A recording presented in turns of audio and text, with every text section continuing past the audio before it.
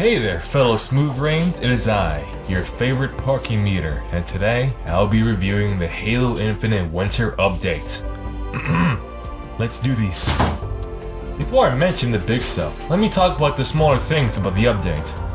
1. The BR got a nerf, which I appreciate because, well, before the BR was pure dog water while going against tryhards or competitives and ranked, so that's neat. 2. Despite this being the definition of modern gaming, 343 has added a XP beta. Basically, you get rewarded for doing good in a match. So when I played, you got like a pretty good XP rate, so I guess that's cool, yet not that much to be happy about. 3. The battle pass is interesting. It is cool that we get to have more reach armor, like the glorious Mark V and the cool looking CQB. But I wouldn't really consider it to be that much of a big thing in the update, since it's one of those type of things you only use to promote the update, that's it. But it's a good start to future battle passes in the future. Let's hope Season 3 continues the trend. And there were some new achievements, which is cool, I guess.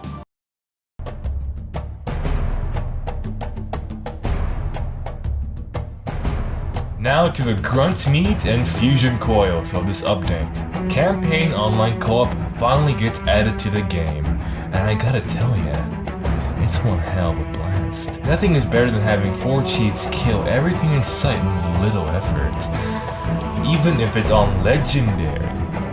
And you can make some pretty good new strategies. And you know, it's also very fun to team kill, especially with a tank. You know, I'm not saying you should, but I'm saying you would. It's also fun to play with friends and do very, very stupid stuff. It is what I consider to be peak Halo. But I still feel some resentment to 343 for cutting out split screen, besides, you know, ignoring that, because if I was to make a rant video on that, I would be considered to be unoriginal. But yeah, it's worth replaying an awesome campaign with friends and take back Zeta Halo one brain cell at a time.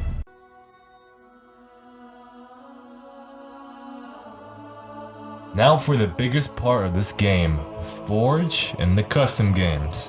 Forge in this game is beyond incredible.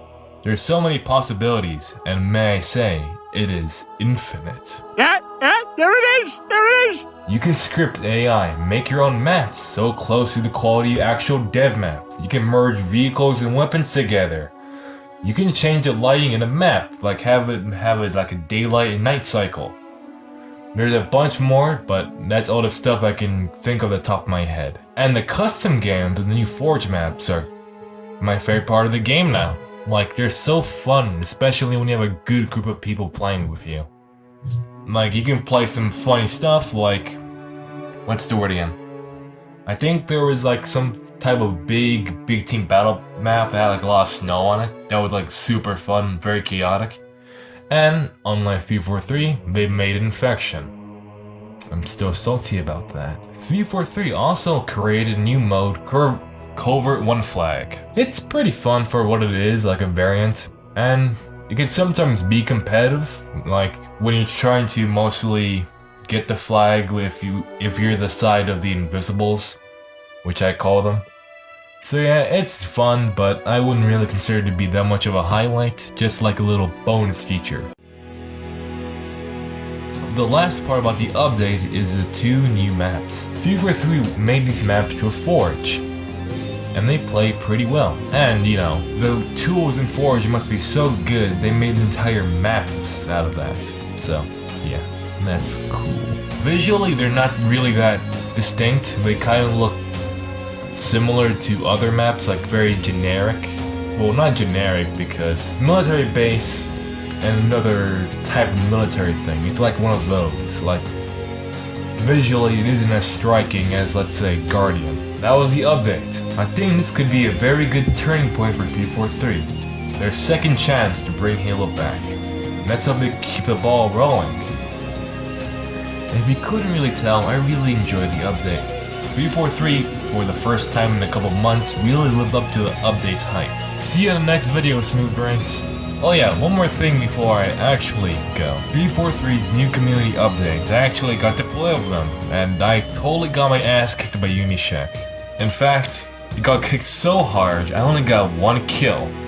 Well, that was another 343 employee killed, I think Sketch by Unishack. I know this sounds very obvious, but he's a pro gamer, despite him actually working on the game. And when I get that unicorn emblem, I'll wear it with pride. Alright, that's it. See ya.